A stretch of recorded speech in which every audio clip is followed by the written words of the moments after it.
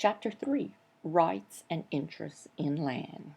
In Chapter 2, we talked about our definition for real estate, and we spent a lot of time on describing what was meant by land and improvements, but we just glossed over the third component of the definition of real estate.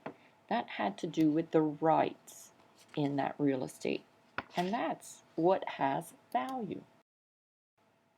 So we're going to take a little bit of a closer look at rights and interests in land.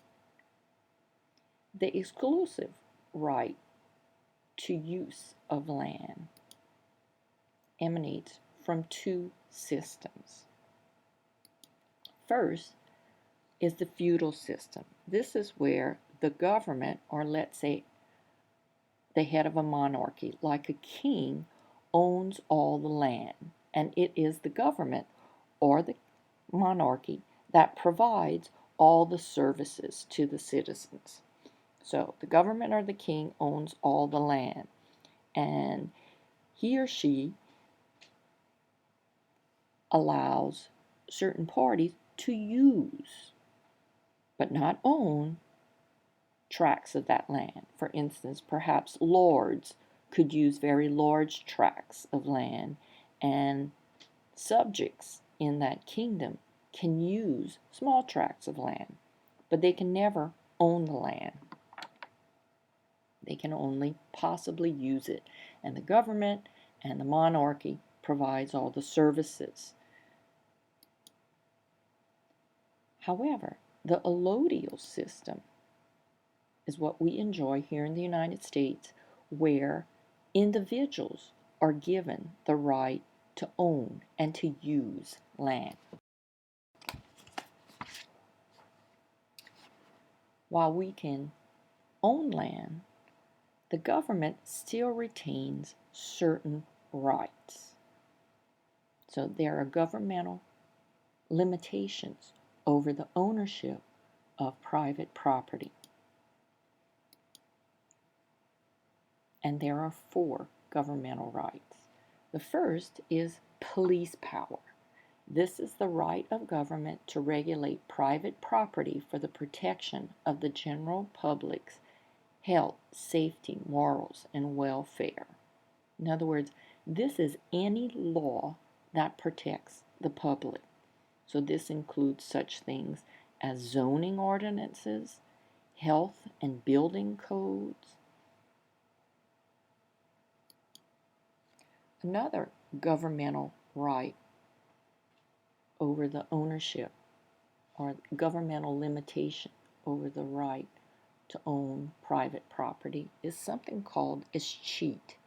This is when a person dies, leaves no heirs, and no instructions, in other words, does not leave any heirs or a valid will in place on how to dispose of their real and personal property. Ownership of that property passes to the government. The word escheat means to fall back. So in other words, this is a method in which the government acquires ownership of privately held land, but that only occurs when someone dies, has no living heirs, and has not made a valid will. Where does that property go? Who owns the property? Well, in that case, it falls back. That ownership reverts back to the government. Another governmental limitation over the ownership of private property is the ability of the government to tax, property tax. This is the right of government to tax private property. So when societies change from the feudal to the allodial system, government still retain the right to tax that property, in which case those property taxes generate city, county, or state revenues. In other words, it is these funds, these taxes, which finance those governments. It should be interesting to note that there is no national property tax. And finally, Our last governmental limitation on the right of private property is eminent domain. That's the right of government or some quasi-governmental entity to take or appropriate private property for public use upon payment of just compensation. Let's kind of deconstruct this a little bit in that this is the right of government or quasi-governmental entities, which includes things like railroads and utilities, to take private property for public use. This is guaranteed by the Fifth Amendment of the United States Constitution, or the Fifth Amendment grants this right to government. It is a controversial topic in that what is a public use? Obviously, if it's to build a new road or to build a school, that would help the public, the overall public. But what about taking someone's private property to then build a shopping mall, a for-profit enterprise? Well, there are some arguments made, pros and cons. And in the last few years, the Supreme Court has decided to give each state the right to determine what exactly is a what exactly is a public use. Okay? Once the property is taken, the private property owner is then given just compensation, which most closely resembles the fair market value of that property. Okay? In terms of interest in land, fee simple is the largest, most complete bundle of rights one can hold in land or land ownership. It is the greatest estate. It's also known as fee or fee simple absolute. So it is the greatest estate. And an estate means the legal interests or rights in land. And title is the right or ownership of something. In Louisiana, the most complete bundle of rights is not termed fee simple. We call it by another name. In Louisiana, we call it full and complete ownership. So, let's talk about this bundle of rights. Fee simple is the ownership of all of the rights. It is the most complete bundle. All of these bundle of rights that you see here is fee simple ownership. If someone has fee simple ownership of a parcel of real estate, they can do or they own all of these rights. The right to occupy, use, build, grant easements, mortgage, mine, restrict, etc. Again, in Louisiana, we don't call it fee simple ownership. We call it full and complete ownership. And our bundle of rights, while it has all of these same rights, we call it the usus, the fructus, and the abusus.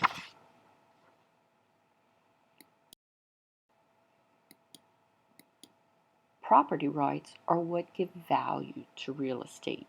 And as I mentioned earlier, private property rights are subject to the limitations imposed by government. And those limitations include police power, escheat, property taxation, and eminent domain. And at times, these governmental limitations can also limit the value of that real estate.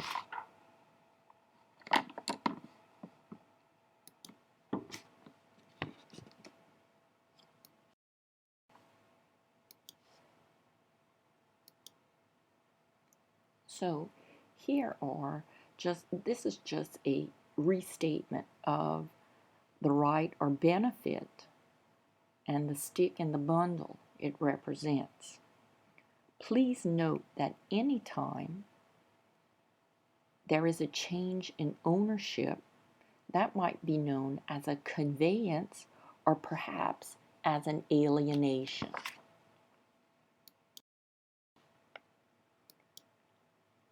We can remove sticks from the bundle of rights, and that for one parcel of real estate, different parties can own different sticks in the bundle or different rights for one parcel. Note that the fee simple bundle shrinks as an owner voluntarily removes rights from, and hence value will decrease as well as we remove sticks in the bundle, because it is the rights that have value.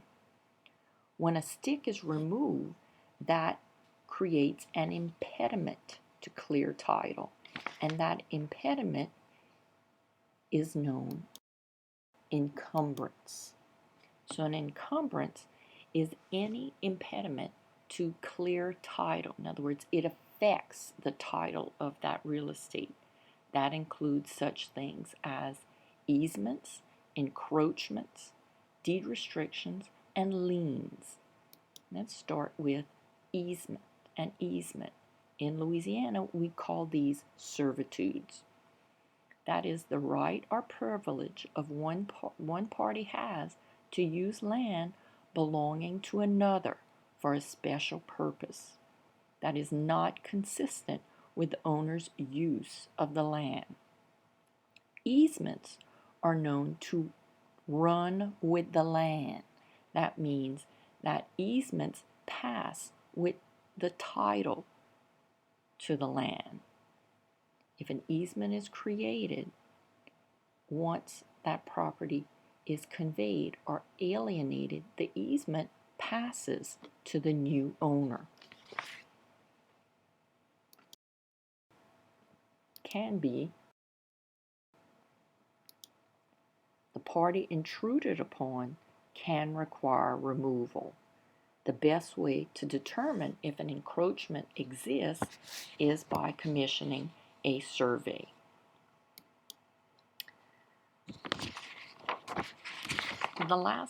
Another type of encumbrance is a deed restriction.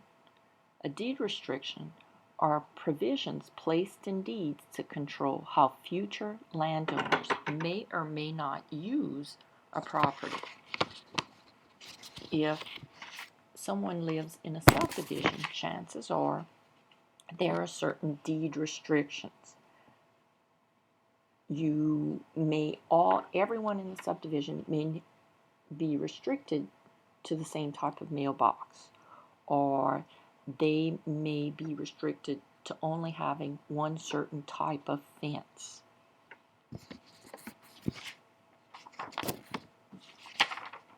Deed restrictions will prevail over things such as zoning. While deed restriction does not emanate from a public body, it is a privately placed restriction. Liens are also encumbrances to clear title. This is a holder claim that one person has on the property of another to secure payment of a debt or other obligation. The two parties involved are the lienor, that's the party holding the lien, and the lienee, that's the party whose property is subject to the lien. There are common types of liens that you're familiar with. For instance, property taxes are a lien until paid. Property taxes are of the highest form of lien, okay? In that it is the right of government to collect those taxes from property owners. At the beginning of each tax year, a tax lien is placed on the property. It's removed when the taxes are paid. If they are not paid, that lien gives the right of the government to force the sale of the property to collect the unpaid taxes. A mechanic's lien gives anyone who has furnished labor or materials for the improvement of the land the right to place a lien against those improvements and the land if payment has not been received. The lien will be settled once the property is sold. So out of the proceeds, the mechanic's lien will be extinguished. Here are some other types of liens. For instance, when someone takes out a mortgage, that too is a lien against the title of that property. It's offered by its owner as security for the payment of the debt. If that debt is not paid, the lender, the creditor, can foreclose and sell the property. Here are some other estates or interests in land. The first one is the qualified fee estate.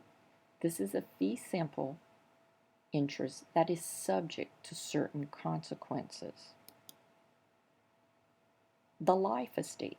This conveys an estate, an interest, for the duration of someone's life. These two types of estates are not recognized in the state of Louisiana. In terms of statutory estates, there are several here.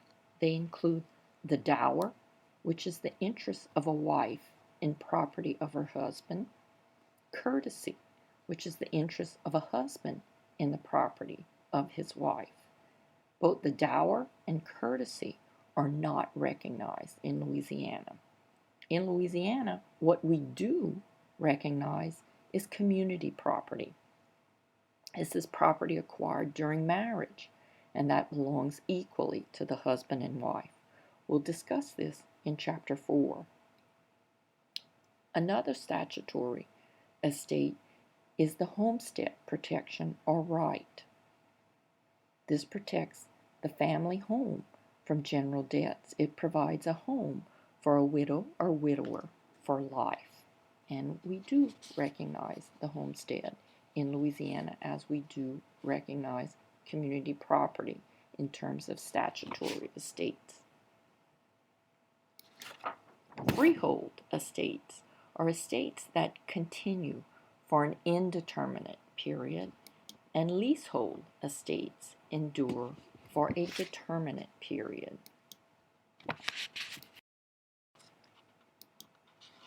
This is a graph containing different interests and rights in land that we've discussed in Chapter 3. This is a cross-section of estates and rights in land, and how those rights and interests in land are comparable to an apartment building versus a condominium, where with an apartment building, the landlord owns the building and then grants possession through a lease to the individual occupants. But with a condominium, there are owners in that building. They all own an air lot individually, and then each of the owners have an undivided interest in the building and in the land that the building sits on. Since this chapter had to do with rights and interests in land, here's a checkpoint. In the absence of any other factors, which bundle of rights has a higher value? Well, in this case, we know that rights have value. So the more rights you have, the greater the value. So the bundle on top has the greater value. Whereas if you purchase a parcel that has the smaller bundle, the value and certainly the price should be smaller. There are some terms you should become familiar with in Chapter 3. If you have any questions, don't hesitate to ask.